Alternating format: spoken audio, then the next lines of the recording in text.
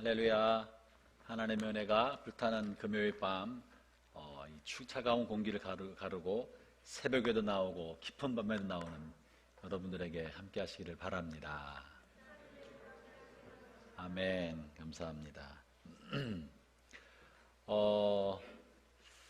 오늘 굉장히 중요한 내용을 하나를 다룰 텐데 이제 많이 못 오신 분들이 계셔요. 제가 계시록을 강의하면서 생각해 보니까 앞으로 우리 교인들은 두 부류로 갈라지게 됩니다. 하나는 계시록 강의를 들은 분과 하나는 듣지 않은 분들. 계시록 강의를 들은 분들은 계시록에 나오는 이야기와 내용들이 뭔 줄 알기 때문에 이건 이런 거야, 이건 이런 거야. 계시록을 읽을 때 분명히 이해가 되고 또 말세에 관한 이야기를 이야기할 때 계시록에 나온 용어와 내용들이 늘 회자가 됩니다. 이단들이 이용을 합니다. 그것에 대해서 올바른 복음주의적 정통적 입장에서 말을 할 수 있는데 듣지 않으신 분들은 뭔 소리인지 모르고 심지어 계시록을 보려 할 때 두려움을 갖고 거리를 두고 올바른 해석에 대해서도 본인이 모르기 때문에 잘 알아듣지 못하는, 그래서 계시록을 듣는 사람과 계시록을 듣지 않은 사람 둘로 나누게 될 거라고 생각합니다. 물론 계시록을 들었어도 기억을 못하는 사람들이 있어요. 이 사람들은 어디다 분류해야 되나? 듣기는 들었는데 기억이 안 나기 때문에 안 들은 사람과 별반 다를 바 없는 사람들, 이 사람들 세 부류로 나눠야 될지 모르겠어요. 네. 오늘 계시록 16장은요 매우 중요한 한 가지를 다룹니다.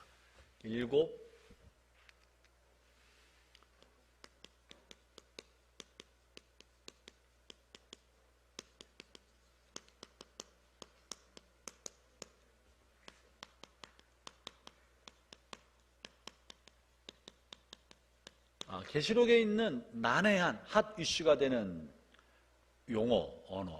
늘 이것이 이제 이단들에게, 특히 이제 종말론을 강조하는 종말론적 이단들에게 늘 이야기되는, 그래서 이 해석상 난해하기 때문에 논쟁거리가 되는 용어, 핵심 핫 이슈가 4개 있는데요. 이 핫 이슈는 어떤 거냐면 대표적인 것 중에 하나가 이제 짐승의 수죠. 뭐예요? 알잖아요, 그죠? 오늘 처음 보신 분 아니죠? 666 짐승의 수. 이거는 뭐 바코드냐, 또는 뭐 몸에 심는 거냐, 뭐 말들이 많고, 또 뭐 저기 유럽에 있는 무슨 뭐 컴퓨터, 중앙 컴퓨터냐, 말들이 많습니다. 그러나 말씀드렸어요. 두 번째 14만 4천 명. 이게 14만 4천이 뭐냐? 여러분 공부했습니다. 잘 기억이 안 나면 옛날 걸 강의를 들어보세요. 14만 4천 명에 관해서 핫 이슈가 됩니다. 신천지는 이걸 근거로 사람들의 마음을 단속시키고 14만 4천 안에 들어야 된다고 말을 하고 자기들이 14만 4천이라고 주장한다고 그랬었죠. 14만 4천. 그리고 7년 대환란. 이 7년 대환란을 피하기 위해서 우리끼리 모여야 된다, 뭘 해야 된다.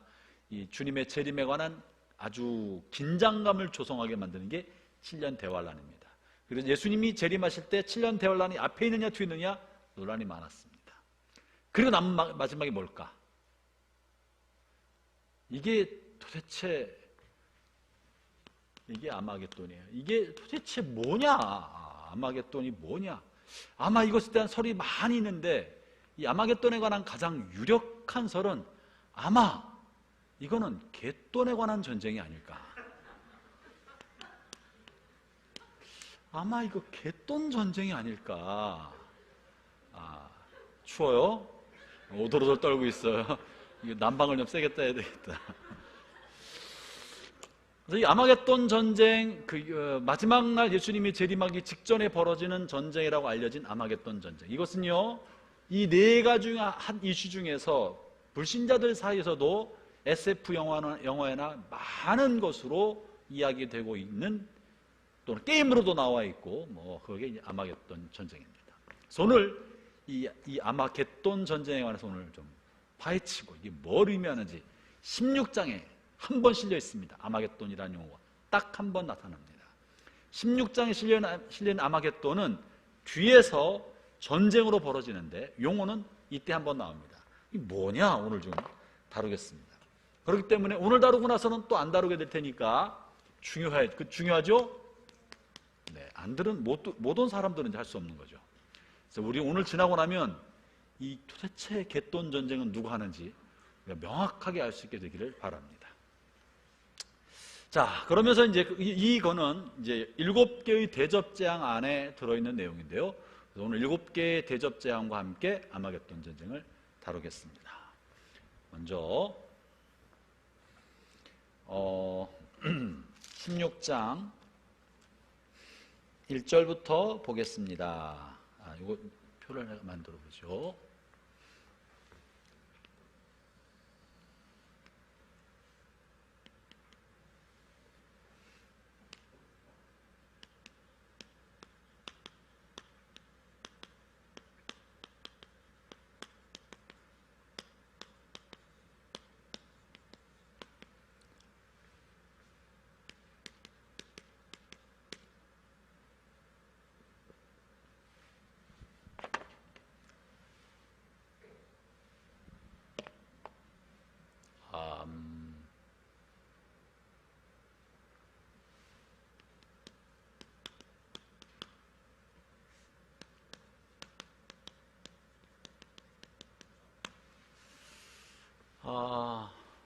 여러분, 그다음에 7인이 있었습니다. 제일 먼저 등장하는 게 7도장이었던 거 기억하시죠?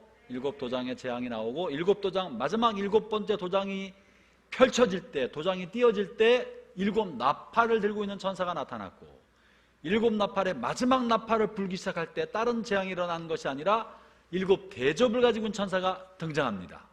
그래서 이 7개가 3번 반복되는 게 요한계시록의 전체예요. 이것이 핵심이고 다른 것은 이 대접, 이 재앙 사이에 있는 삽입 환상이다, 막간 환상이다. 이 막간 환상들은 이 재앙이 일어나는 배경, 천상에서 하나님의 뜻과 의지와 관련된 일들에 관해서 설명해 주는 내용이 막간 환상이라고 그랬습니다. 그리고 계시록의 핵심은 이 재앙이다. 7번 반복되는 이 재앙이 계시록의 전체입니다. 이게 끝까지 이어지고 있는 거고요. 오늘 16장에 이제 7개 대접 재앙이 이제 16장에 다 실려 있습니다. 그리고 7번째 대접, 마지막 대접이 열려주는 순간 또 다른 뭐가 나오는 것이 아니고 이제 끝나는 거예요. 이것이 끝이다 그랬는데 진짜 재앙은 덜 일어나고 이 마지막 7번째 대접의 재앙은 제일 마지막 어간에 가서 아마겟돈 전쟁으로 등장을 합니다. 이건 좀 지연시키고 있어요. 그리고 이것은 비슷한 패턴이 반복된다고 하였습니다. 그래서 종말에 일어날 하나님의 심판을 다루고 있는 것이 이 계시록인데, 먼저 지금 7대접의 재앙을 오늘 살펴볼 건데 보겠습니다. 이건 오늘 16장 한 장에 다 실려 있기 때문에요, 간단하게 살펴볼 수 있습니다. 먼저 성경을 한번 같이 볼까요? 첫 번째 대접을 열었을 때 어떤 일이 벌어집니까? 여기에는 이렇게 합시다. 대상이 누군가? 대상은 제가 빨간색으로 쓰고, 그 다음에 다시 간격을 좀 띄었어야 되는데 그랬나 보다.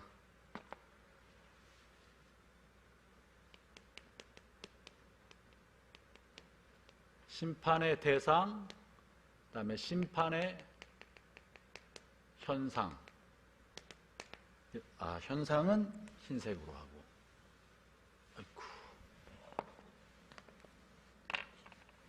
어떤 심판이 일어났나? 대상은 누군가? 먼저 첫 번째 재앙, 첫 번째 대접을 같이 읽어보죠. 2절 같이 읽어보겠습니다. 금방 끝납니다. 시작. 첫째 천사가 대접을 땅에 쏟았습니다.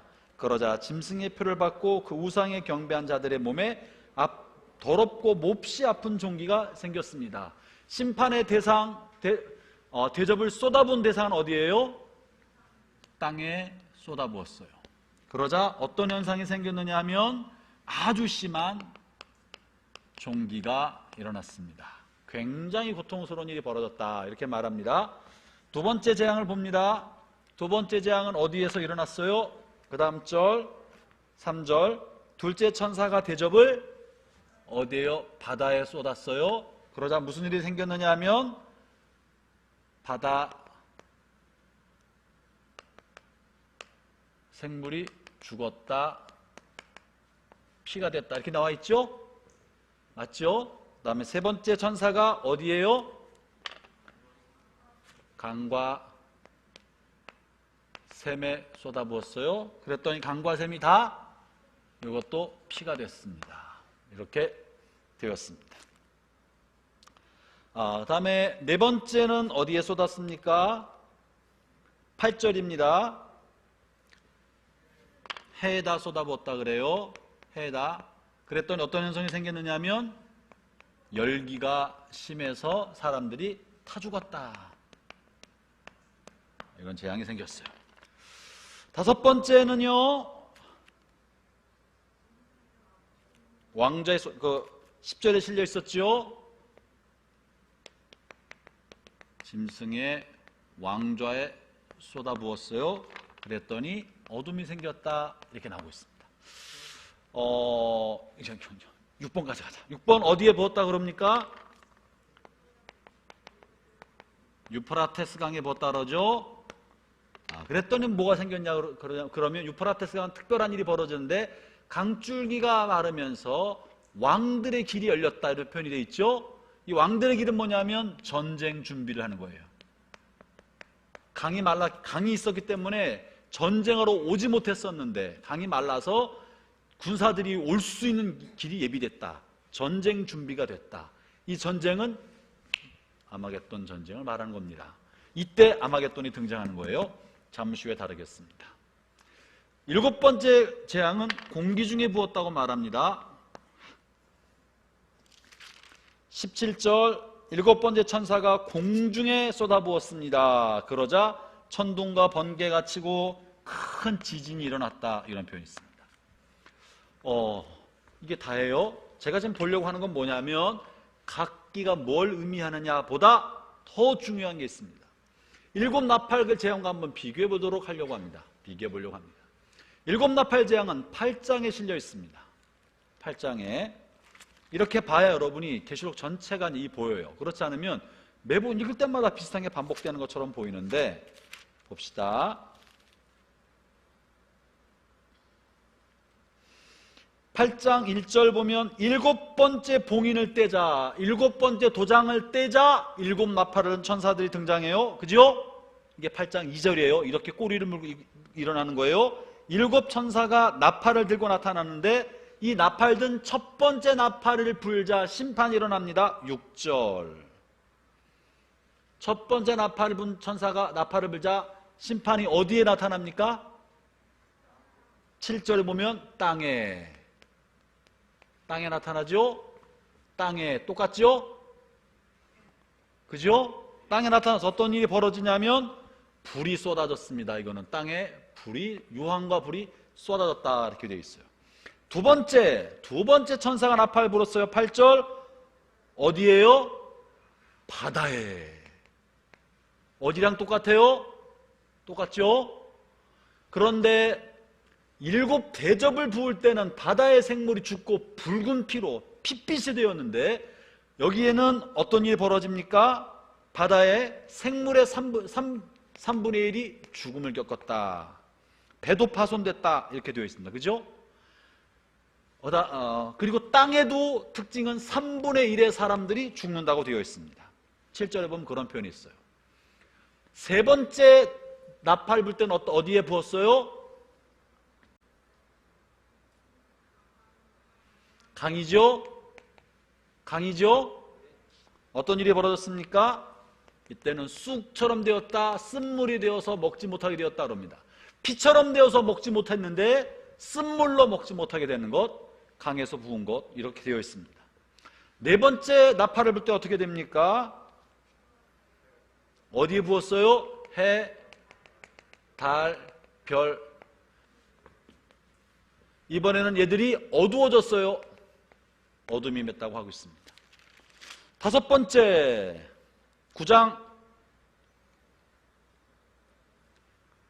다섯 번째는요 9장에서 1절에 보면 다섯 번째 천사가 나팔을 불자 별 하나가 땅으로 떨어졌는데 그 별이 깊은 구덩이에서 구덩이를 여는 열쇠를 가지고 있는 게 존재가 나타나고 3절에 보면 연지 속에서 메뚜기 떼가 나오고 이거 뭐예요? 짐승의 졸개들이 등장하기 시작하는 거예요. 짐승의 나라, 짐승의 졸개들이 등장하기 시작합니다. 짐승. 이게 5번째예요. 6번째 9장 14절 어디예요? 유프라테스. 유프라테스 강에 부었다 그러죠? 유프라테스 강에 부었어요. 그러자 여기서 다양한 일들이 벌어지고 있어요. 7번째는요, 나팔을 불면 얘들이 열리는 거예요. 제가 왜 이렇게 장황하게 말씀드립니까? 이건 뭘 보여준다? 패턴이다. 그죠? 패턴이에요. 대상이 같아요. 같은 패턴으로 나타나고 있다는 거예요. 물론 나팔재앙과 7대장이 특별히 그렇습니다. 도장재앙은 좀 다르지만 나팔재앙은 같은 패턴입니다. 이것은 우리가 여러 가지로 해석할 수 있는데 가장 정통적이고 가장 더 보편적인 학설은 역사 속에 하나님의 심판이 뭐한다? 반복적으로 나타난다. 반복적으로 나타난다. 패턴을 가지고 나타난다. 그렇기 때문에 어떤 한 현상을 보면서 곧 뭐가 일어난다라고 단정적으로 말하기는 어렵다. 옳지 않다. 왜냐하면 이것이 패턴으로 나타나기 때문에 지금 나타나고 있는 이 현상이 무엇을 의미하는지 알 수 없는 거예요. 또 이것이 순서와 단계를 따라 나타나는 것만이 아니라 하나님이 모든 피조세계, 땅과 바다와 강과 그다음에 천지지변, 하늘에 있는 별들과 그리고 짐승과 또 마지막 때 있을 큰 심판과 이 자연계 모든 피조세계에 하나님의 심판이 나타난다. 이걸 말해주는 거예요. 첫 번째가 있고 두 번째가 있고 순서와 내용을 정확하게 따지는 게 목적이 아니고 본문에서는 또 이 계시록에 나타나는 것은 상징과 은유와 비유가 주님의 메시지가 상징과 은유 속에 들어있는데 이 핵심은 하나님의 심판이 모든 피조세계에 나타난다. 그리고 7 나팔의 재앙의 특징은요, 전체가 아니라 3분의 1입니다. 다 3분의 1로 나타납니다. 3분의 1. 국부적으로, 지역적으로, 부분적으로 심판이 나타나는데 7대접에서 나타나는 심판의 대상은 누구냐 하면 불신자들입니다. 우상 숭배하는 사람들입니다. 읽어볼까요? 1절에 그런 표현이 있죠? 16장 2절 첫째 천사가 대접을 땅에 쏟았습니다. 그러자 짐승의 표를 받고 우상에 경배한 자들의 몸에 더럽고 몹시 아픈 종기가 생겼습니다. 그렇죠?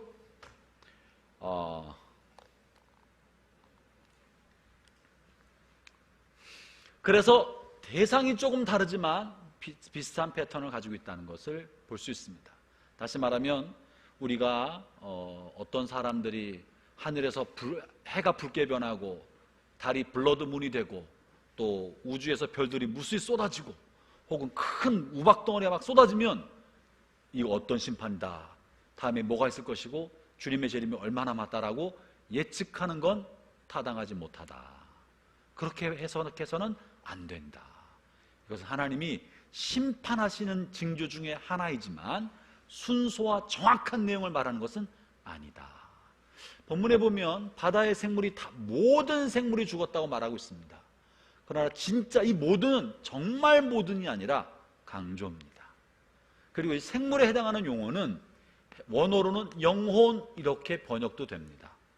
영혼으로 번역되면 사람이란 뜻입니다.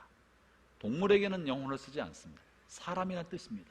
바다의 사람이라고 말하면 말이 안 되기 때문에 바다 생물이라는 말로 번역을 했는데 이제 복음주의 학자들은 이것을 어떻게 번역하느냐 하면 짐승에 관련된 이야기를 통해서 이 문제를 가지고 짐승의 왕자에 쏟아부었더니 어둠이 임했고 이 어둠을 통해 사람들이 뭘 했다 그래요?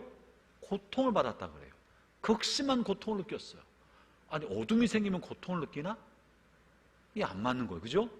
이 어둠은 실제로 깜깜해지는 어둠이 아니라 이 짐승의 세계, 짐승의 나라에 임하는 짐승의 나라의 침체, 짐승의 나라의 붕괴조짐, 짐승의 나라의 몰락의 징조를 말합니다. 그럼 짐승의 나라는 뭔가? 여러분, 지난번에 666을 하면서 이 짐승의 숫자는 뭐와 관련된 거다? 경제와 관련되어서 사고 파는 것과 관계되어 있다고 말했습니다. 그죠? 사고 파는 문제와 관련되어 있어요. 오늘날 짐승이 뭔가, 우상이 뭔가 많은 이야기가 있을 수 있지만 이 짐승은 이 세상을 지배하는 세상 원리인 것입니다.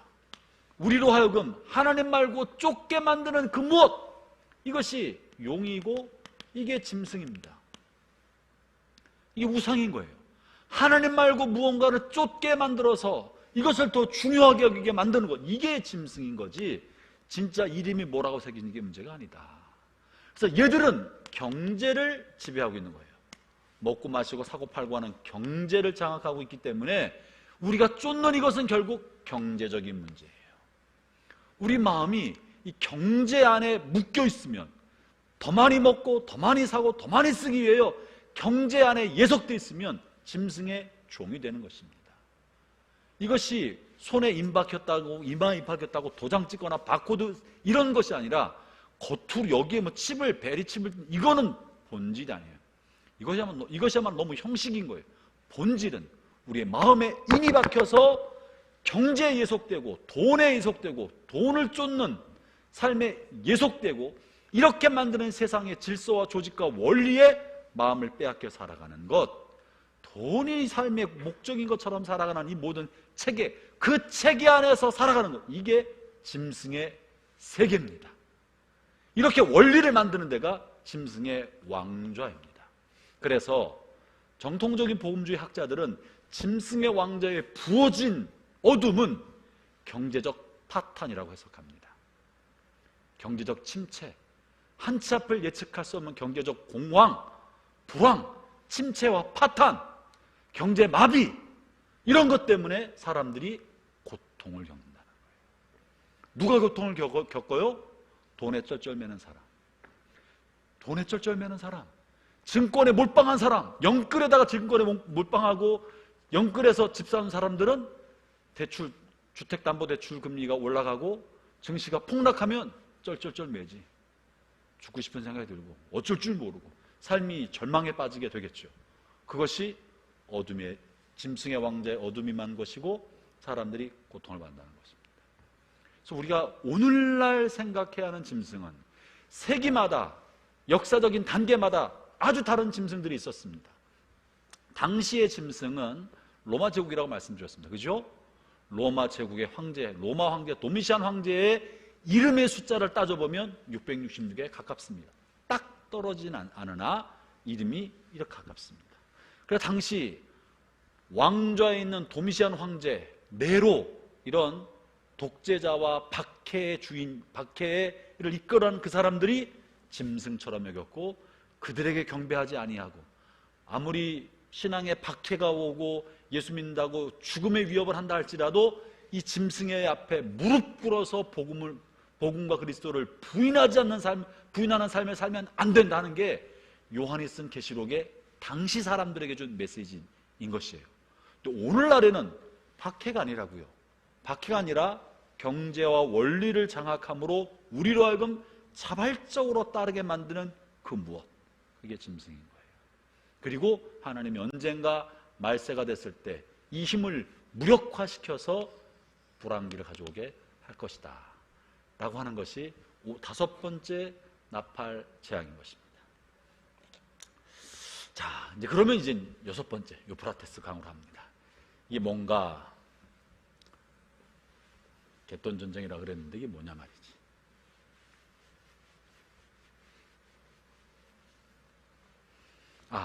이 갯돈 전쟁 하기 전에 본문을 좀 더 살펴봐야 될 게 있는데요.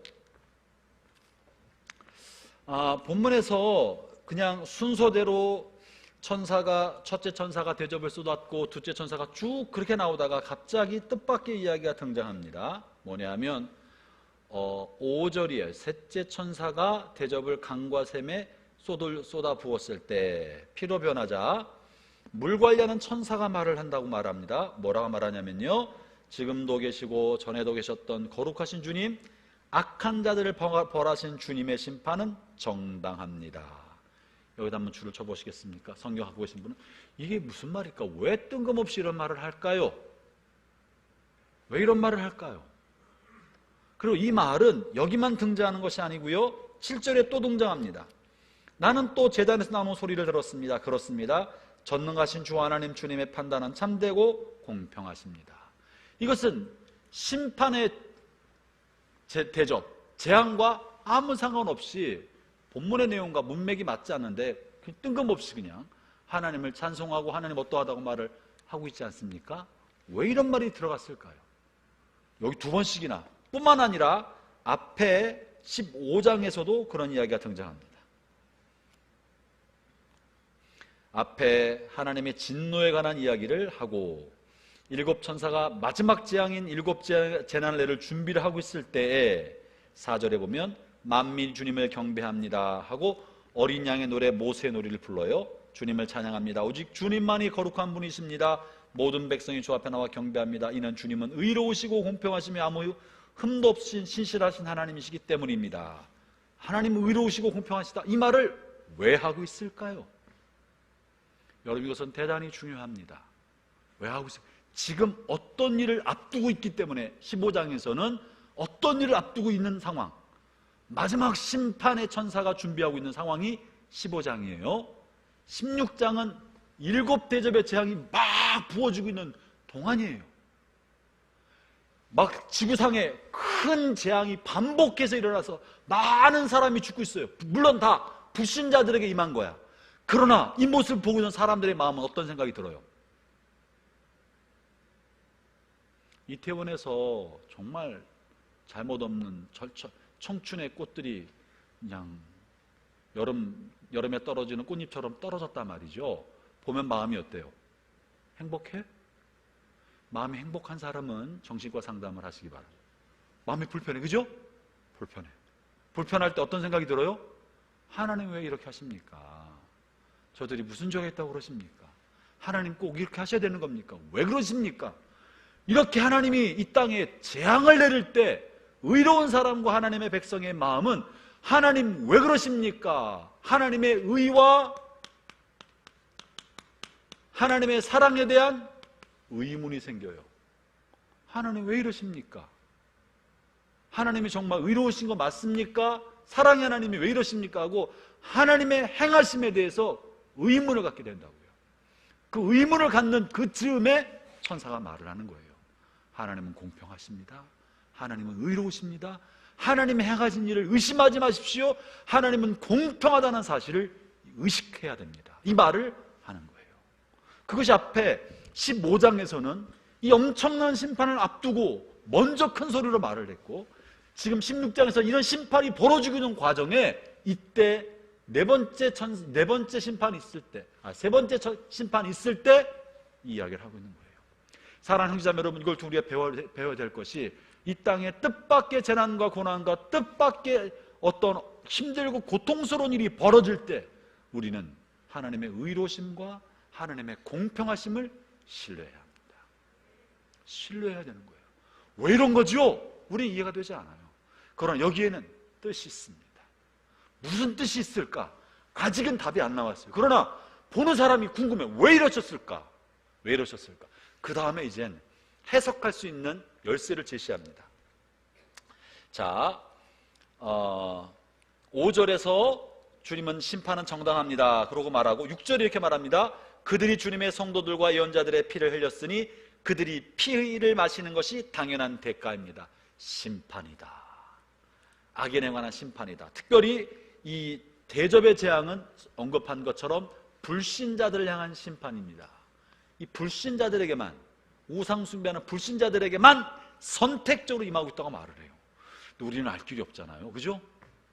우리는 알 길이 없다고요. 저 사람이 정말 신자인지 불신자인지 알 길이 없지만 하나님은 선택적으로 재앙을 내린다고 말하고 계시는데, 그렇다고 이런 일이 벌어질 때 그때 죽은 사람들을 이거 하나님 앞에 심판받아서 저 사람이 죄 지었기 때문에 죽었다라고 생각하면 곤란합니다.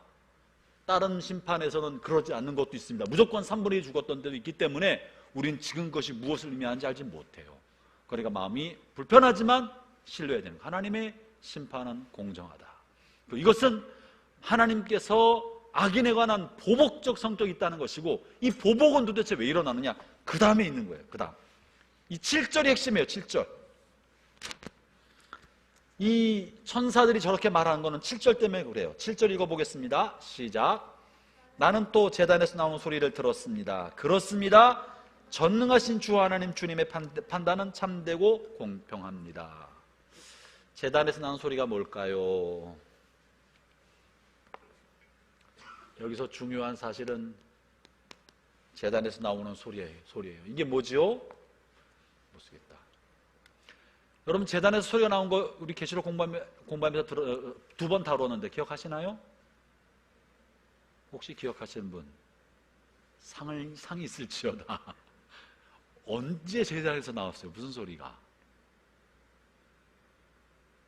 그러니까 우리 교인들을 두 부로 나누면 안 돼. 분명히 한 부류가 있어. 그 가운데 한 부류가 다수인 것 같아. 분명히 공부를 했는데 기억을 못 하시는. 네. 성경 한번 펴보겠습니다.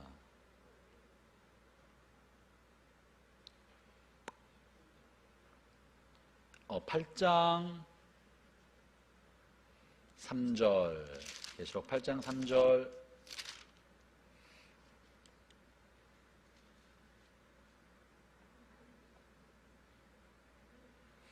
계시록 8장 3절 찾으셨나요? 읽어보겠습니다. 시작.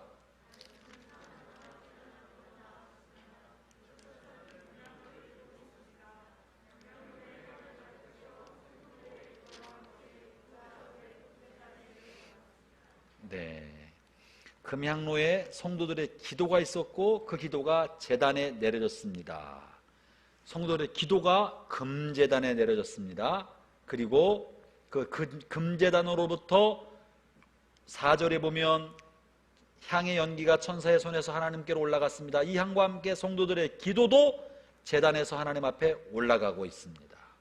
그리고 제단의 불을 향로에 담아 땅에 던지자 그게 심판이 됐습니다. 이 제단의 불은 성도들의 기도가 담겨진 불인 것입니다. 성도들이 뭐라고 기도했을까요? 6장입니다. 6장. 그래서 제단에서 나온 소리가 3번 등장하는 거예요. 8장에서 한 번, 6장에서 한 번, 16장에서 한 번. 6장 9절, 10절. 함께 읽어보겠습니다. 시작. 다시요. 시작. 어린 양이 5째 인을 떼어내자 몇몇 영혼들이 제단에 놓여 있는 것이 보였습니다. 이 영혼들은 하나님의 말씀을 증언하고 진실한 믿음을 지키다가 순교한 영혼들이었습니다. 이 영혼들은 큰 소리로 부르짖었습니다. 어디에서? 제단에서. 제단에 놓여 있으니까 여기서 제단에서 부르짖는 거예요. 거룩하고 참되신 주님, 저희들을 죽인 자들을 어느 때에야 심판하시고 벌하시겠습니까? 제단에서 무슨 소리가 나오고 있어요? 억울하게 죽은 사람들의 신원소리. 하나님, 나의 억울함을 풀어주십시오. 나의 억울함을 풀어주십시오. 제단에서 나오는 소리는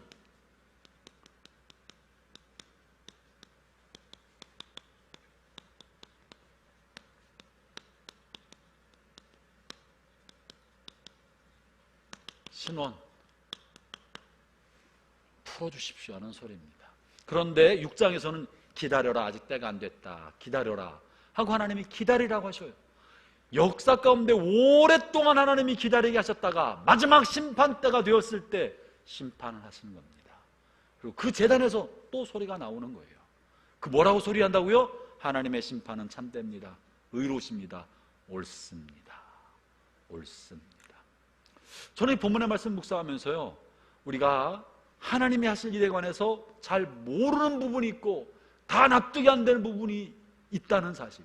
우리는 다만 우리가 살고 있는 세상밖에는 보지 못해요. 내가 알고 있는 가까운 역사밖에는 알지 못해요. 그러나 하나님은 모든 것을 통체적으로 하시고 앞뒤를 다 보시기 때문에 그 통으로 보는 역사 속에서 심판이 있고 역사의 경륜이 있다는 사실입니다. 그러므로 우리는 하나님의 섭리를 다 알 길이 없어요. 다만 신뢰할 뿐입니다. 하나님에 관한 신뢰는 하나님의 성품과 인격을 근거로 해서 신뢰하는 거예요. 하나님은 공평하십니다. 하나님은 의로우십니다. 그러므로 이 땅에 행하는 하나님의 모든 일은 의롭고 공평합니다. 이것이 첫 번째, 이해가 안 돼도 신뢰할 수 있는. 두 번째, 이 제단에 나온 소리를 통해 우리가 알 수 있는 중요한 사실은요, 이 억울한 사람들의 영혼이 어디 있느냐? 제단에 있다는 거예요. 제단은 하나님께 제물을 드리는 곳입니다. 8장에서는 기도를 올렸지만 6장에 보면 영혼들이 이 제단에 있다고 말을 하고 있습니다. 이 말은 무슨, 영혼들이 제단에 있다는 말은 억울하게 죽은 사람들의 영혼과 그들의 삶 자체가 하나님께 드려진 제물이다라는 거예요. 복음을 전하다가 죽은 사람들, 순교당하고 박해당한 사람들의 삶 자체가 제단에 바쳐진 제물인 거예요. 의롭게 살다가 또는 선한 일을 하다가 사랑을 실천하다가 정직하게 살다가 억울한 일을 당하고 손해를 본 모든 사람들의 손해, 박해, 손실, 이것이 하나님 앞에 드려진 제물인 것입니다. 아멘. 이 하나님 제단에 올려졌다고요. 이제 오늘날 받는 박해는, 로마 시대의 박해는 생명에 관련된 박해고 육체에 관련된 박해였었어요. 오늘날은 박해가 없으니까 이거 관계가 없습니까? 아닙니다. 오늘날에는 도미시안 황제나 네로 황제가 육체적으로 지배하면 사람을 박해했다면, 오늘날 사탄은 다른 모양으로 짐승의 왕좌에 앉아서 우리를 박해해요. 거듭 말씀드리지만 오늘날 자본주의 사회에서 짐승의 왕좌에 앉아 있는 건 누구라고요? 아니, 지금 한참 얘기했잖아요. 누구라고요? 경제예요. 경제, 만몬, 물질과 관련된 무엇, 우리라고 물질을 추구하게 만드는 그 영적인 힘, 만몬의 영, 이게 오늘날 시대의 짐승이라고요. 그럼 오늘날 우리가 물질에 대해서 복음을 따르고 말씀대로 살려고 하고 정직하게 하려고 하다가 손해를 보고 희생을 하고 손실을 본 그 모든 것은 알지만 손실을 보는 거, 복음대로 살려고 하다가 경제적인 손해를 입은 거, 내가 하나님의 말씀대로 살려고 다 나눠줬는데 이 사람들이 나한테 안 해주네. 나는 어려울 때마다 다 도와주고 그냥 10에 2도 주고 3도 주고 다 나눠줬는데 내가 어려울 때 아무도 안 도와주네. 이 나쁜 것들, 이렇게 생각이 드는데 그게 다 하나님의 제단에 드려진 제물인 것입니다. 제물인 거예요. 오늘날 박해는 육체를 박해를 받는 것이 아니라 경제적인 박해를 받는 거예요. 그러므로 형제자매 여러분, 여러분의 삶에 있어서 만몬의 정신을 따르지 않고 물질주의, 세속주의, 자본주의 원리를 따르지 않고 하나님의 말씀대로 살아가면서 손해를 보게 될 때 여러분의 손해와 박해가 하나님의 제단에 드려진다는 사실을 믿기 바랍니다. 그저 사라지는 게 아니에요. 잊혀지는 게 아니에요. 억울하게 당한 게 아니에요. 하나님이 다 보시고 제물로 삼으시고 마지막 때 이 손해와 박해와 손실과 억울함에 관하여 보상해 주신다. 그것이 계시록에서 말씀하고 있는 내용인 것입니다. 이게 제단에서 나는 소리인 거예요. 자, 이제 그렇게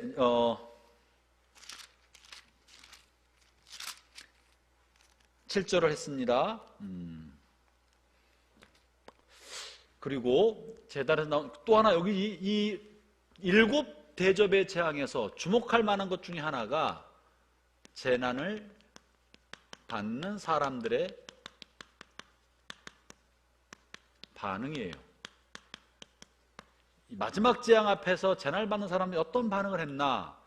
놀랍게도 이 7 대접의 재앙 안에는 이것이 3번 반복돼서 표현됩니다. 볼까요?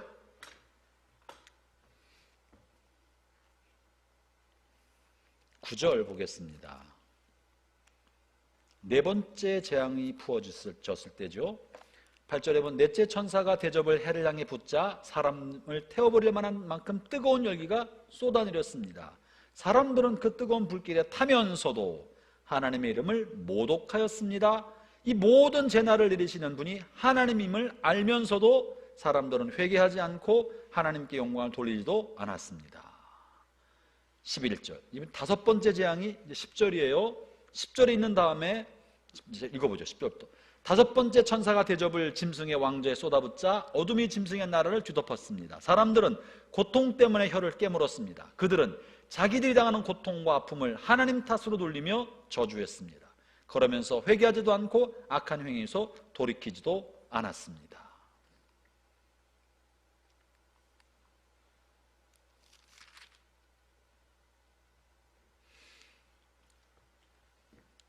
(21절) 일곱 번째 재앙이 이루어지고 있을 때입니다. 21절. 무게가 한 달란트 되는 큰 우박이 하늘에서 쏟아졌습니다. 사람들은 우박 때문에 재난이 너무나 커서 하나님을 향해 저주를 퍼부었습니다.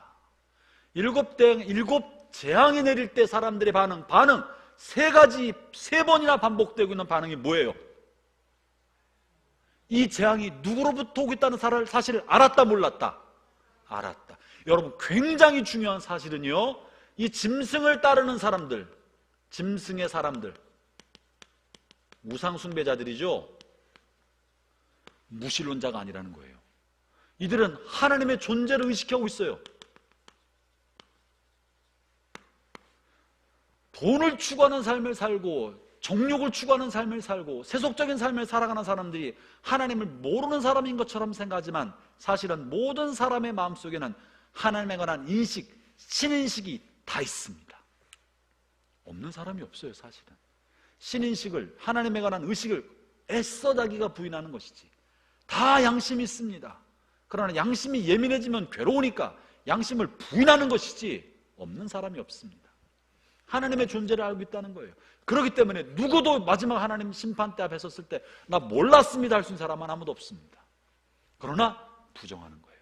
그랬다가 심판이 임하자 의식하지 않았던 하나님, 잊고 살았던 하나님, 애써 없다고 생각했던 그 하나님을 향하여 저주하는 거예요. 모욕하고 모욕적인 말을 하고 저주합니다. 그리고 첫째는 하나님에 관해 저주, 하나님을 향한 원망을 쏟아붓고, 두 번째는 회개하지 않는다는 거예요. 이게 중요합니다. 형제자매 여러분, 여기서 우리는 중요한 교훈을 얻어야 돼요.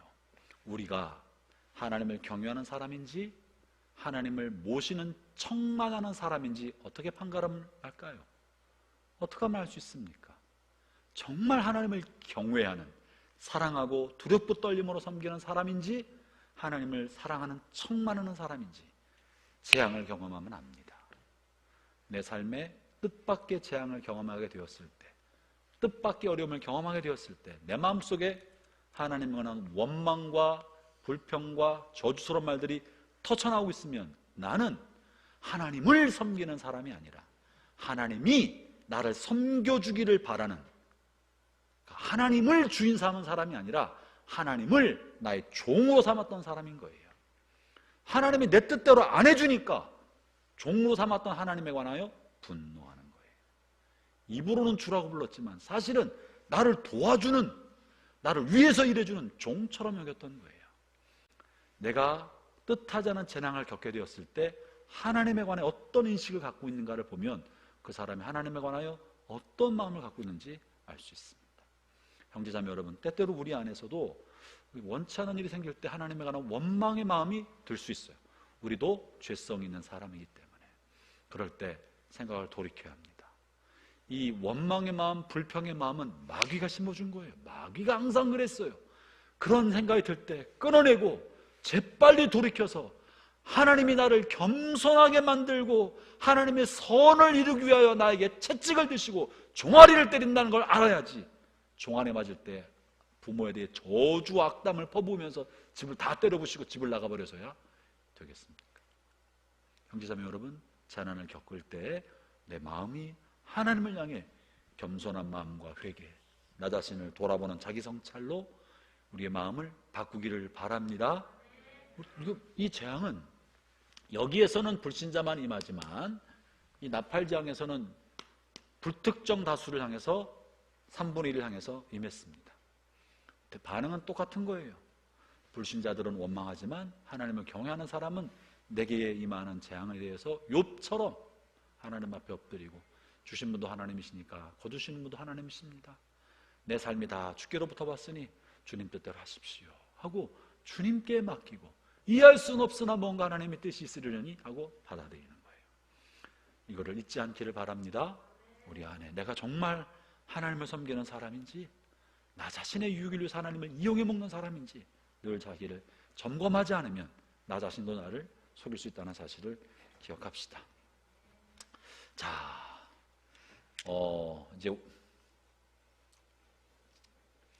이제 다섯 번째 재앙까지 살펴보았어요. 여섯 번째 재앙, 유프라테스 강입니다. 유프라테스 강 12절입니다. 유프라테스 강에 쏟아붓자 강물이 마르고 왕들이 쳐들어올 수 있는 길이 열렸습니다.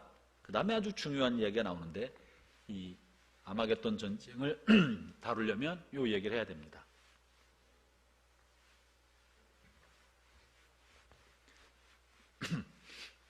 거기 보면 악의 삼위일체가 등장을 해요.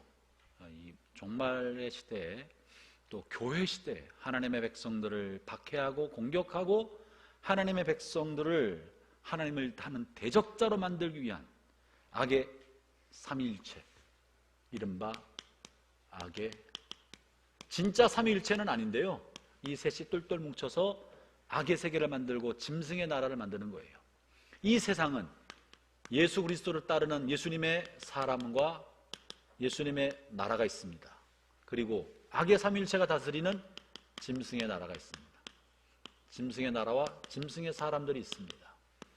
이것이 세력 다툼을 하고 있는 것이 오늘날 삶의 현실이라고 지금 계시록에 있는 사람은 말하고, 계시록을 기록한 요한은 말하고 있는데요, 이 짐승의 나라를 이끌어가는 삼위일체가 뭐냐면 10몇 자리죠? 용과 짐승과 거짓 예언자입니다. 보이십니까?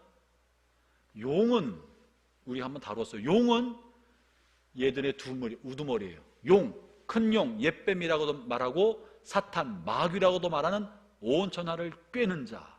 계시록 12장 10절을 살펴보았습니다. 기억하시나요? 그러니까 용은 사탄입니다.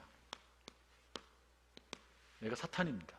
짐승은 뭐냐면, 용이 바닷가에 섰을 때 짐승을 불러내었다라고 말하고, 짐승이 사람들의 마음을 미혹해서 죽었다 살아나기도 하면서 미혹해서 자기를 따르는 사람을 만드는 거예요. 짐승은 이 땅에 세워진 적그리스도, 얘가 짐승입니다.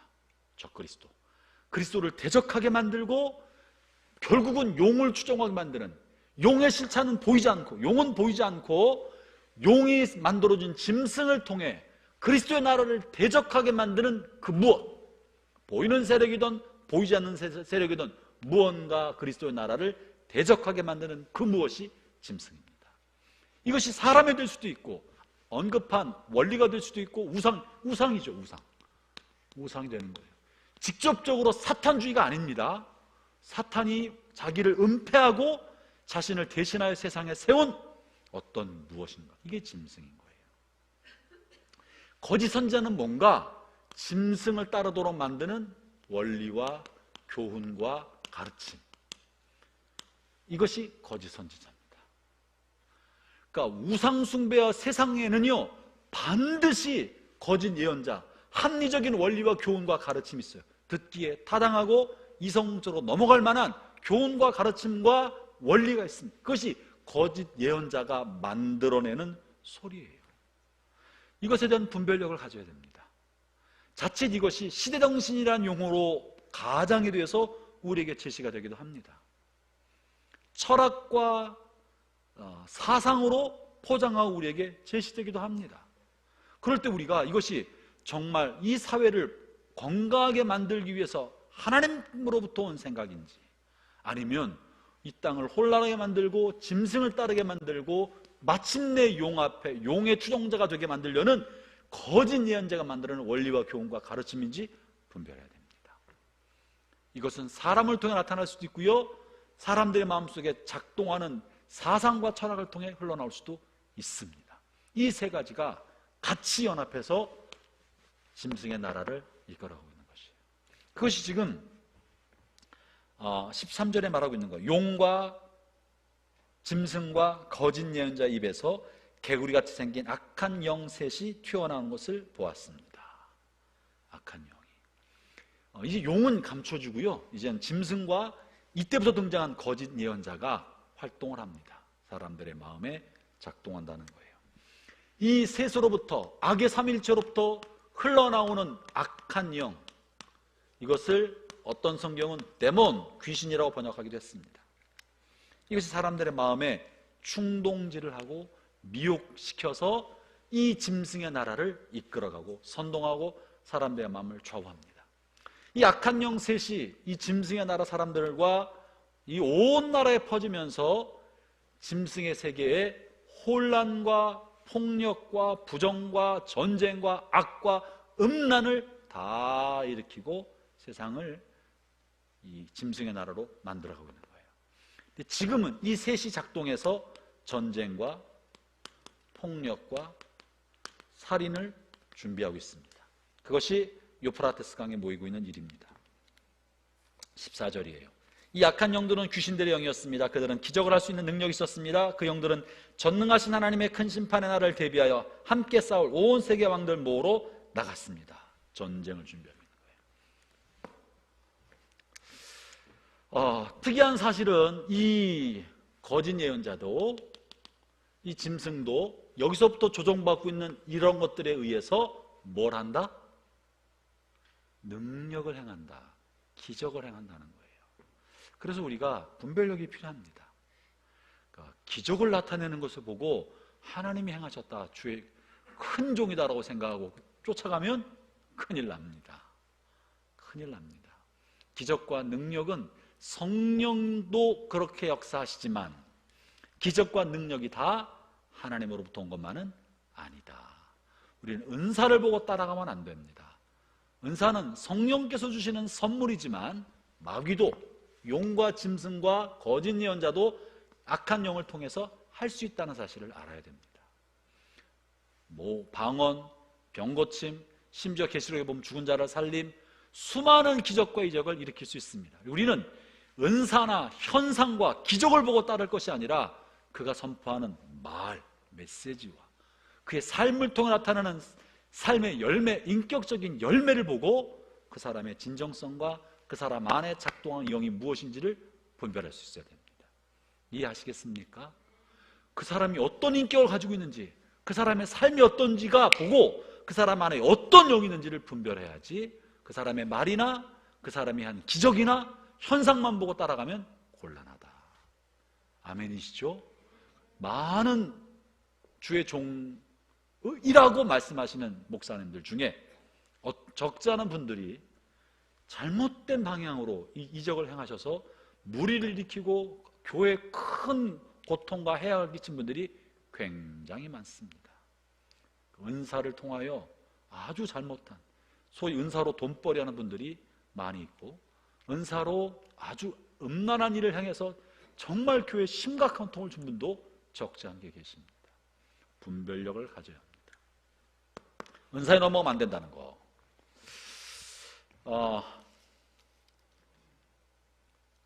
그 다음에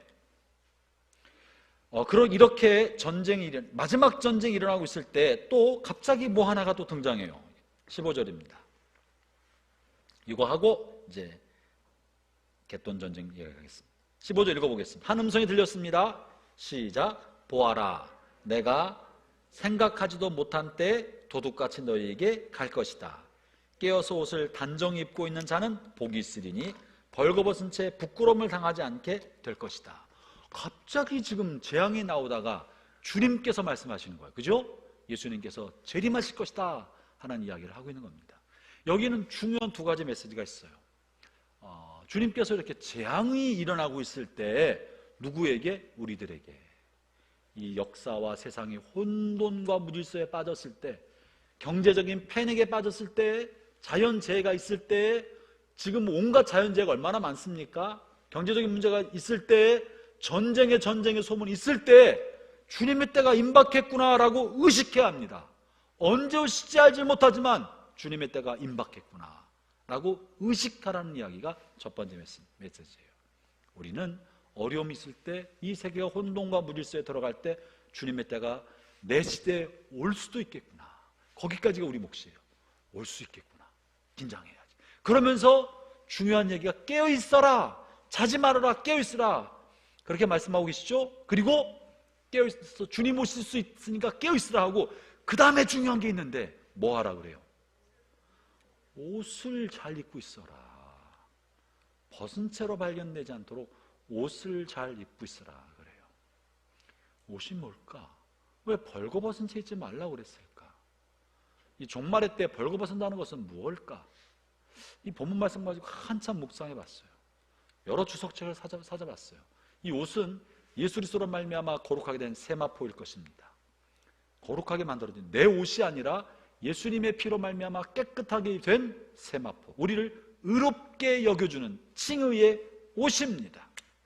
칭의의 옷이 벗겨지면 부끄러움이 노출되는 거예요. 제가 물어보죠. 여러분, 저와 여러분 도덕적으로 깨끗한 사람입니까? 그렇지 못합니까? 그렇지 못해요. 도덕적으로 깨끗하지 못해요. 그죠? 깨끗하지 못해요. 그러면 칭의의 옷이 벗겨졌을 때 우리가 부끄러움이 노출된 벌거벗은 상태가 된다는 것은 무슨 말일까? 저와 여러분 안에는 마음 깊은 곳에 죄성이 있어요. 죄성이. 그죠? 이 죄성을 그리스도의 거룩함과 말씀으로 다스리고 통제하고 죄성을 십자가에 못 박는 삶을 살아야 되는데, 말세가 되면 이 죄성을 자아인 것처럼 생각해서 죄성을 드러내는데 부끄러움을 느끼지 않습니다. 죄성을 드러내는 그것을 용기라고 생각합니다. 그것이 자아 실현이라고 생각합니다. 그것을 자아의 해방이라고 생각합니다. 성의 해방이라고 생각해요. 자기 안에 성적 욕구를 그저 법률만 위배되지 않으면 마음대로 하는 것이 성의 해방이라고 생각합니다. 부끄러운 줄을 모르고 벌 수만 있으면 다른 사람의 돈이라도 악착같이 모으는 그것을 재테크라고 말하고, 탈세하는 것도 재테크라고 말합니다. 한없는 욕심으로 재물을 축적하는 것을 자랑으로 생각합니다. 부끄러운 줄 모르는 거예요. 이 말세에 부끄러움을 모르고 안에 있는 죄성과 욕심을 드러내는 것, 이게 벌거벗음이에요. 벌거벗지 맙시다. 우리 안에 죄성이 다 있어요. 욕심 없는 사람 손 들어보시겠어요? 다 있어요. 그죠? 명예욕이 없는 사람 어디 있어요? 다 명예욕이 있어요. 다 사람의 칭찬받으면 다 좋아요.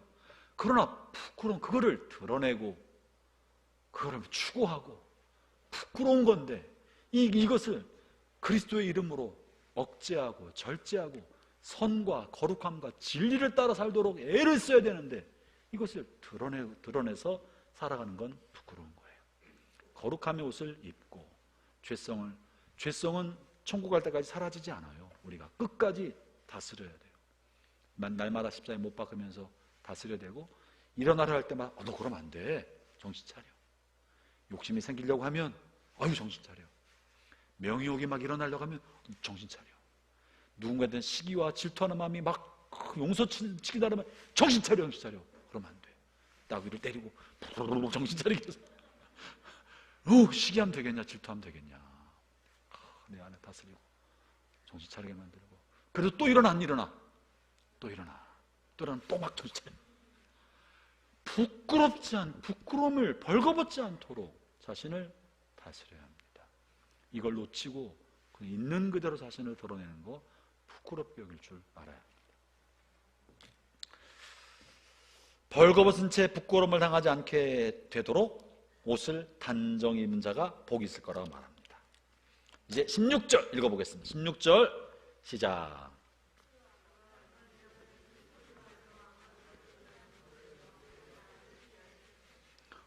왕왕왕 그래서 하나도 안 들리네. 거기에 이렇게 써 있어요. 악한 영들이 히브리 말로 아마겟돈이라는 곳의 왕들을 다 집결시켰습니다. 신약 성경은 어떤 언어로 쓰여 있어요? 아시나요? 한글로 쓰여 있지 않습니다. 아무리 한글 사랑해도 어떤 말로 쓰여 있어요? 그리스어로 쓰여 있습니다. 헬라어 그러니까 헬라어가 그리스어예요. 그리스어로 쓰여요. 당시에 로마 제국이 일어나기 전에 그리스가 유럽과 아시아 북쪽을 다 다스렸기 때문에 그때 그리스 문화가 퍼져가면서 그리스어가 보통어가 되었었어요. 통용어가 되었습니다. 그리고 복음을 전파하기 위하여 사도들도 그리스어로, 이방인도 읽을 수 있는 통용어인 그리스어로 성경을 썼습니다. 그리스어로. 그래서 계시록도 그리스어로 쓰여 있습니다. 그런데 지금 세례요한이, 사도 요한이 계시를 받으면서 아마겟돈이라는 말을 쓴 거예요. 그런데 이 아마겟돈이라는 말을 쓰는데 이 말은 어떤 말로 썼다? 히브리어로. 히브리어 아마겟돈이라고 하나님 말씀하신 걸 받아 적은 거예요. 그런데 쓸 때는 이제 헬라어, 그리스어로 써야 된다고요. 그래서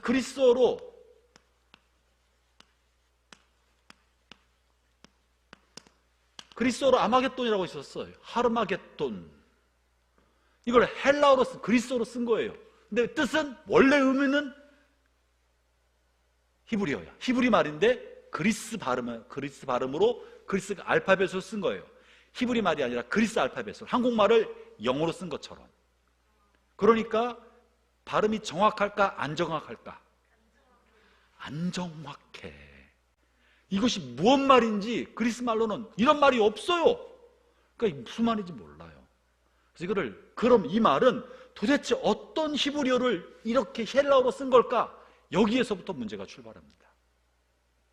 정확한 거는 모른다. 왜냐하면 히브리 말을 그리스어로 썼기 때문에 몰라요. 그러나 알 수 있는 거는 하르라는 말이 하르, 이게 히브리 말로 산이라는 뜻이에요.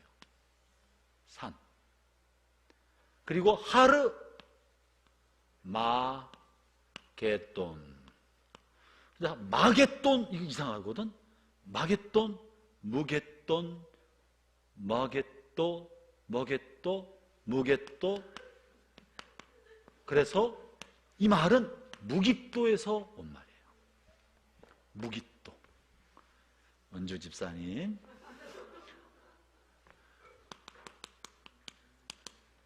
그래서 이 말의 뜻은 무깃도의 산이란 뜻이에요. 이 아마겟돈을 그냥 나름대로 자기 말로 그냥 무슨 이상한 지역을 상상하고 지역을 만들어서 뭐라고 말하고 말세 전쟁을 막 만들어내지만 다 엉터리입니다. 이거는 무깃도의 산이라는 말을 헬라어 표현으로 차용해서 하다 보니까 아마겟돈이라 되었고, 원래 발음으로 표현하면 하르무깃도. 전혀 다른 말이잖아요. 이 무깃도가 뭔가 참 찾아봐야 도대체 왜 여기서 이렇게 썼는지를 알 수 있습니다. 무깃도는 어딘가? 한번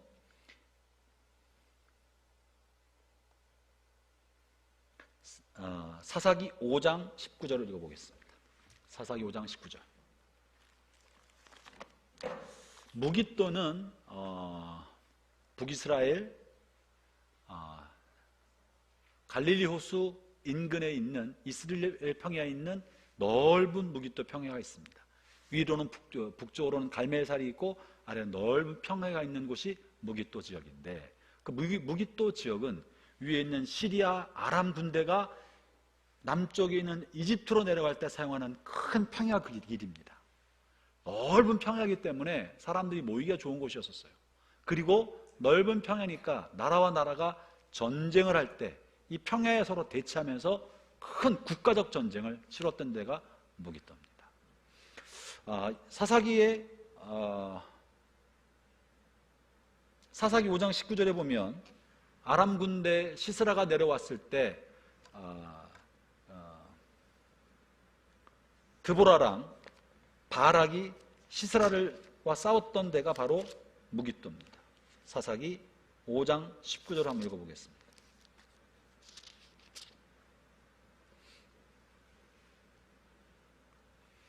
제가 읽어보겠습니다. 그때 가나안 왕들이 와서 싸웠다네.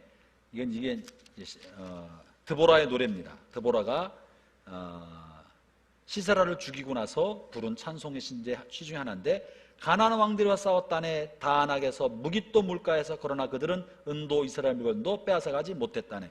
무깃도에서 전쟁을 벌였는데 이겼다는 거죠. 하나 더 보겠습니다.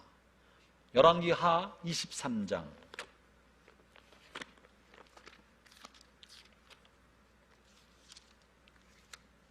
열왕기하 23장 29절.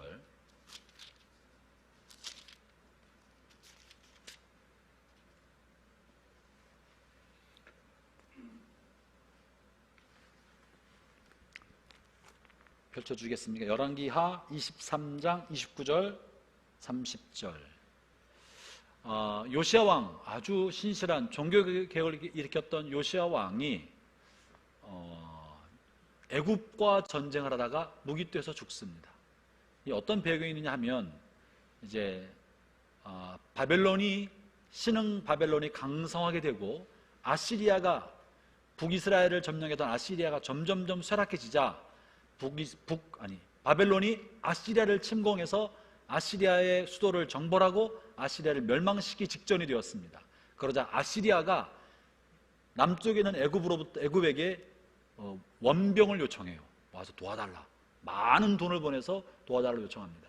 그러자 애굽 왕 느고가 큰 군대를 이끌고 팔레스틴 길을 따라 무기토 지역을 지나 위쪽으로 다메섹을 지나 이제 아시리아로 가려고 올라간 거예요. 그러다 이제 너 왜 우리나라에 지나가느냐 하고 요시아가 출전해서 무기토에서 애굽 왕 느고와 만나서 전쟁을 벌이는 장면이 본문에 실려 있는 거예요. 29장 29절 제가 읽겠습니다. 요시아가 왕으로 있을 때 이집트 왕 느고가 아시리아를 돕기 위해 유프라테스 강으로 올라갔습니다. 요시아 왕은 이것을 막으려고 나갔으나 이집트 왕이 무기토에서 요시아를 죽이고 말았습니다. 요시아의 신하들이 무기토에서 그의 시체를 전차에 싣고 예루살렘 옮겨서 묻어두었습니다. 무슨 말인지 아시겠습니까? 무기토는 어떤 곳이냐면 넓은 북쪽 이스라엘은 넓은 평야여서 요충지였고, 그리고 위쪽으로는 아람, 그 다음에 시리아 이런 나라가 남쪽에 있는 애굽 문명과 충돌하는 장소였었어요. 또 동쪽으로 북쪽으로 바벨론 제국의 문명이 메소포타미아 문명이 남쪽의 애굽 문명, 애굽 세력과 충돌하여 전쟁을 일으키는 장소가 무기토였었습니다. 그래서 무기토는 국제 전쟁이 빈번하게 일어나는 장소였어요. 한번 지도 한번 보여주시겠어요? 지금 이게 이제 무기토에서 아시리아를 돕기 위해서 이제 바로 왕 느고가 군사를 이끌고 블레셋길을 지나서 무기토를 지나 지금 위쪽으로 올라가고 있는 그 장면이에요. 지금 이 거대한 제국이 자기 멸망 앞에서 두 제국이 중국과 미국이 힘을 합쳐서 신흥 강국 어떤 국과 싸우려고 하고 있는 차에 작은 나라였던 유다왕 요시아가 거기 끼어 들어가서 너 왜 우리나라 지나냐 라고 간섭하다가 죽는 거예요. 죽었어요. 남의 일에 끼어 들어가지고 그거를. 그게 무기토입니다. 무기토 전투 이후에 아시리아는요 바벨론에게 패망을 당합니다. 바벨론이 거대한 강대국을 이루게 되는데 다음 장 보여주시겠습니까? 이 무기토가 어디냐면 빨간색 동그라미 치는데 보이세요? 아래쪽에 있는 사해가 있고 위에 작은 바다 갈릴리가 있죠? 그 아래 무기토 지역이 있습니다. 그 무기토 위에 보면 갈멜산이 있습니다. 넓은 이스라엘 평야 무기토. 국제적인 요충지고 국제적인 전쟁이 일어난 장소였습니다. 그러면 아마겟돈에서 보인다는 말은 무슨 말이에요? 이 아마겟돈이 무기토의 산이라고요. 무기토에서. 이 무기토는 진짜 무기토일 가능성도 있지만 실제로는 사실은 무기토에는 산이 없어요. 평지이기 때문에. 다만 갈멜살의 끝자락에 있기 때문에 무기토 언덕, 갈멜살과 이어지는 언덕은 있으나 산은 없습니다. 어쩌면 무기토의 산은 상징인지 모릅니다. 이 말은 그저 어떤 한 특정 지역에서 벌어지는 전쟁이라기보다도 대륙 간 혹은 강력한 문명의 세력 간 전쟁, 큰 대규모의 전쟁이 일어나는 장소에 명칭을 하려고 하다 보니까 가장 많이 세력 간 전쟁이 일어나는 무기토를 사용했을 가능성이 많다라고 하는 게 학계의 일반적인 학설입니다. 이것이 진짜 무기토에서 일어난 전쟁이 될 수도 있고 혹은 큰 제국과 제국 간의 큰 전쟁이 벌어진다는 것을 상징적으로 표현하기 위해서 무기토산이라고 표현했을 가능성이 많다. 그래서 아마겟돈 전쟁은 겟돈 전쟁도 아니고 종말의 어떤 지역에서 특정한 어떤 지역에서 벌어진 큰 전쟁, 여기서 벌어진다 이것이 아닙니다. 이것에 대해서 오해가 있는데 예를 들면 이런 오해가 있어요. 이 무기또 전쟁에 관해서 일부 극성 한국인들 목사님들이 이렇게 해석하는 분들이 계십니다. 16장 12절 보세요. 여섯 번째 천사가 큰 유프라데스 강에 쏟아부었습니다. 그러자 강물이 다 마르고 동방의 왕들이 쳐들어올 수 있는 길을 열었습니다. 이 동방의 왕들이 무기또 산을 향해, 무기또를 지나고 나면 예루살렘이거든요. 아까 지도에 보면 내려온다고요. 그럼 동방의 왕은 누구라고 생각했을까? 극성 맞은 한국의 목사님들이. 누구? 이 동방의 왕들은요, 마귀의 충동을 받아가지고 예루살렘을 공격하겠다고 오는 거라고요. 그럼 나쁜 놈들이잖아, 그죠? 한국 사람들이 생각할 때 극동의 왕은 누구를 생각했어요? 동쪽에서 해 뜨는 나라, 한국이 아니라 일본이다. 일본. 이게 전 세계 지도에서 보면 가장 극동의 태평양 바다를 연하고 있는 나라는 한국이 아니라 해 뜨는 나라는 일본이에요. 일본이다. 혹은 공산주의 중국이다. 일본과 중국이 연합을 해서 동방의 왕이 되어서 예루살렘까지 내려와서 이스라엘과 하나님의 백성과 큰 전쟁을 치를 것이다. 근거는 중국은 공산주의고 일본은 돈을 신으로 섬기는 경제적 애니멀이고 그래서 이쪽에서 올 것이다 라고 극성맞은 한국 목사님들이 해석하는 분 계시는데 그런 말 현혹되면 안 된다. 본문은 그런 의미가 아닙니다. 당시 동방의 왕들은 바벨론이나 아시리아나 예루살렘의 동쪽에 있었던 제국들을 말하는 것이었습니다. 또 한 가지,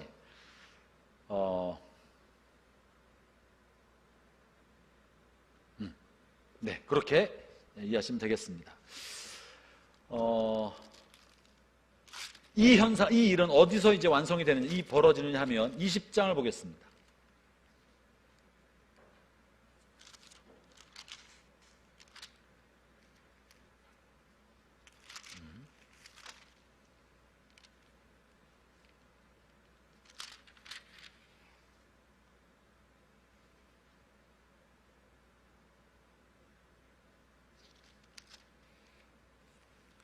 팔 8절을 볼까요? 이 아마겟돈 전쟁이 이때는 준비만 한다고 그랬다가 이 전쟁은 이렇게 일어납니다. 천년왕국이 다 끝나고 나서 7절, 20장 7절. 천년이 지나면 사단은 감옥에서 풀려날 것입니다. 그리고는 온 세상에 있는 나라들 곧 곡과 마곡을 꿰어 전쟁 준비를 할 것입니다. 모인 군대는 수가 너무 많아 바닷가에 모래 같을 것입니다. 그들은 진군하여 성도들의 진영과 하나님께서 사랑하신 도시, 아마 예루살렘이라고 생각하겠죠. 예루살렘 포위할 것입니다. 그러나 하늘에서 불이 내려와 그들을 불사를 것입니다. 그리고 그들을 꼈던 사단은 유황못에 떨어지게 될 것입니다 하면서 마지막 대전쟁이 있을 때 하나님이 악한 왕과 그 나라와 그를 따르는 군인들을 멸망시킬 것이다. 이것이 아마겟돈 전쟁이라고 말을 하고 있는 겁니다. 그러므로 아마겟돈 전쟁을 인류를 파멸시킬 3차 대전이라고 생각할 수도 있습니다만 본문은 그렇게 말하고 있지 않습니다. 본문은 그렇게 말하고 있지 않고 본문에서는 실제로 전쟁은 일어나지 않고 전쟁 준비가 일어나다가 하나님이 심판한다라고 되어 있습니다. 그래서 인류 최후의 전쟁은 일어날 듯 하다가 일어나지 않고 하나님이 심판한다는 것이 성경이 말하고 있는 계시록의 내용입니다. 자, 아마겟돈 전쟁, 인류의 최후의 전쟁처럼 여겨지지만 일어나지 않는다. 일어나지 않는다. 일어날 것 같은 위기가 조성되고 모든 환경이 다 만들어져. 그러나 그들이 침공하려고 할 때 하늘에서 불이 날아 심판하는데 그 불은 모르겠어. 하나님의 불일지 원자폭탄일지는 모르겠어. 하여튼 그런 현상이 있을 것이다 라고 말하고 있습니다. 자, 오늘 이렇게 해서 16장을 다 다루었는데요. 16장 마지막에는 이제 하나님의 심판으로 이 바벨론이 심판받고 쪼개진다는 이야기가 실려 있는데 이 내용은 이제 17장, 18장에서 다시 반복돼서 다루겠습니다. 함께 이제 기도하겠습니다.